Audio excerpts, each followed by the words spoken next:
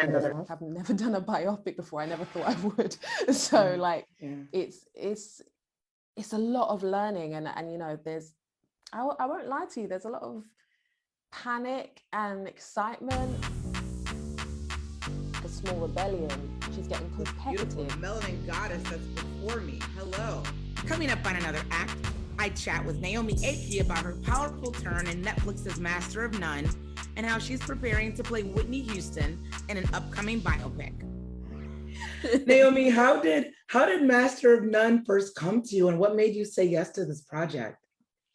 I mean, to be honest, like if they had asked me to play one of the chickens, I'd have been like, yeah, all right. Do you know what I mean?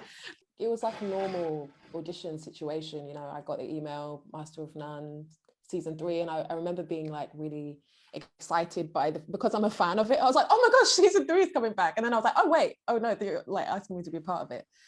The audition process was amazing, actually. The last round, Lena was in London, Aziz was in London, and we kind of improvised the scenes, and I just felt this kind of like, you know when something just feels right, and I was like, I think I can offer something really cool here. So when they said yes, I was like, bring it on. That's like an amazing project to be a part of. Yeah, but you not only act in this, you took on the role of EP as well. Why was that important to you, and how did that change how you approach the material? The executive producer role came after I finished. And so I came in as an actor, and I was like throwing everything at it. And as soon as I got the invite from Aziz to be like, do you want to be part of, you know, working the script and stuff like that and making decisions and stuff like that, I was like, oh yeah, sure. And I wasn't really doing it for me, myself, like I want to produce stuff in the future. So, I mean, God damn, I'm so lucky that that's like my first credit, because that's like really cool. Yeah. Let's say we're at a party. Maxwell's playing. Love him. You don't know me. I don't know you. And I ask you out on a date. Would you say yes?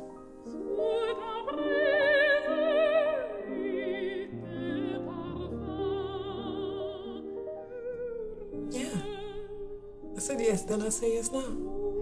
Yeah, you know, and like you, I, you know, huge fan of Master of None, the series. That said, this new season is a complete departure from the first 2 seasons before. I may or may not have screened it in the fetal position, because it feels, it is so realistic at times. It almost feels like you're eavesdropping on this couple's life.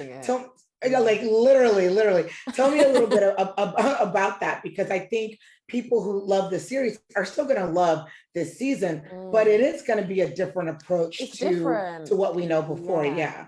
From what Lena and Aziz have said, they never wanted to approach this and do a carbon copy each time, because they're artists, and you know, part of that is being able to change, being able to mature, and in a way the show has morphed and changed and matured. We wanted it to feel authentic, and we wanted it to feel real. And a part of that was kind of, for me personally as the performer, putting my ego aside, which I have to do anyway if you're an actor, but like, or you try at least, but also kind of putting aside my vanity, you know, all of that kind of stuff, and really allowing vulnerability to be my main focus, so that when I spoke, I really believed what I said. I think it was so important in this, because there is like no escape from the camera. There's no rest time. It's just you.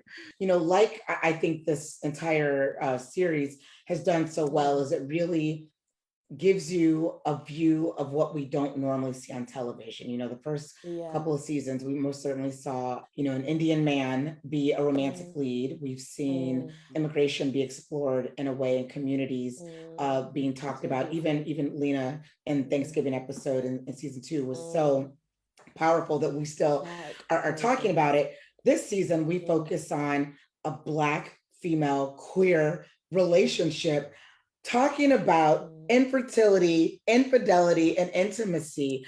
Can you talk a little bit about why that felt so important, especially because this season, you guys really do such a great job of tying together serious storylines with comedic moments at the same time. Yeah, what I can only describe as like a small rebellion, you know, it's like the seed of something. It feels like a beginning of something because, you know, if you look at like the first season of Master of None to now, how many shows now do we see with people who men of color who we wouldn't usually see at the forefront of a story?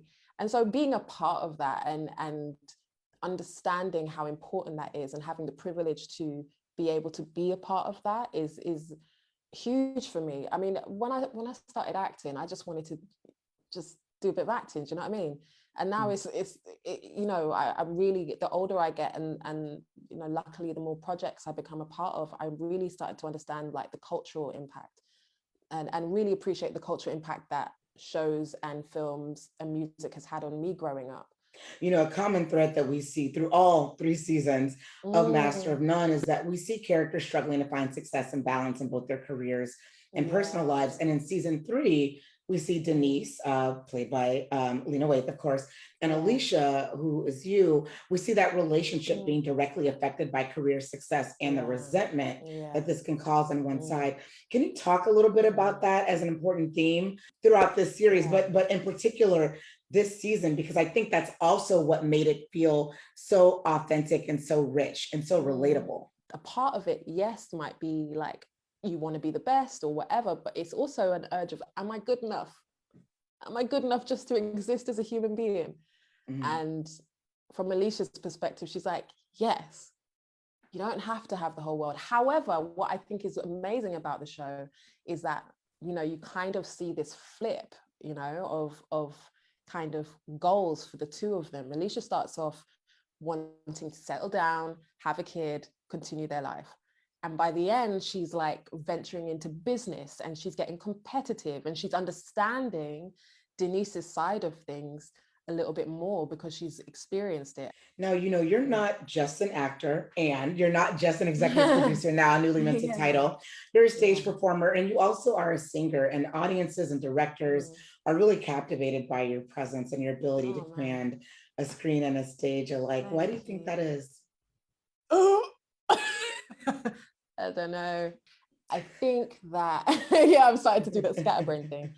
I think that when you search for alignment with, for me, what is a higher power, then you can't really go wrong.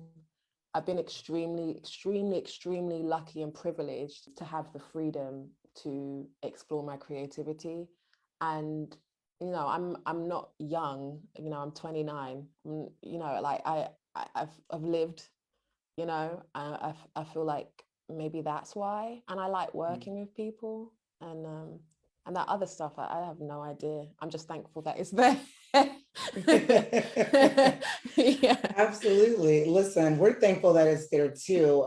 I don't want to get too far in the weeds because I know we'll circle back and talk more about it later, but you're going to be portraying Whitney Houston. What was it like for you when you first got the call that this was happening? It's one of the most amazing, most terrifying things that I've ever done. When I got the call that I got it, I crumpled to the floor. And my first thing was like, praise God. And then the second one was like, what have you done? and I have spent the last 4 or 5 months researching and crying and learning and having moments of epiphanies and moments of despair. And it's the most, if I can pull it off, I think it will be one of the most rewarding things that I've accomplished, not just because of the job, but because of the things I'm learning about myself while I do it. You know, it's big for me, and it's not big just because of the job. Again, it's big because it's pushing me in a way that I've never been pushed before. So yeah, I mean, how are you preparing for it? I don't want to go so. How am I preparing? Yeah. gosh, I've seen all the YouTube videos that has ever been ever been created for Whitney.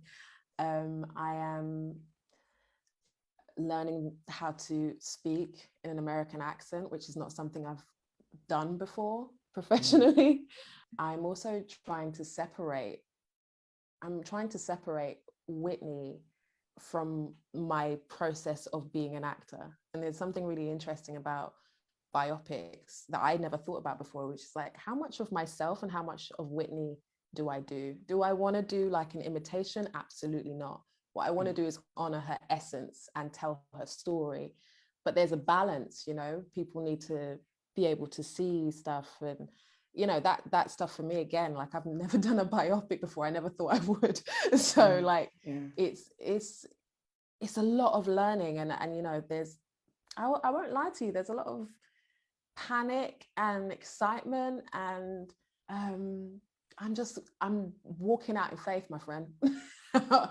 I'm walking out in faith. My mom always used to say, what is for you won't pass you, and apparently this is for me. So I'm gonna honor that and do my best. I love that. Naomi, thank you so much for taking time out to chat with me today. This series is excellent. I know you're going to be great as Whitney too. Really excited about this project.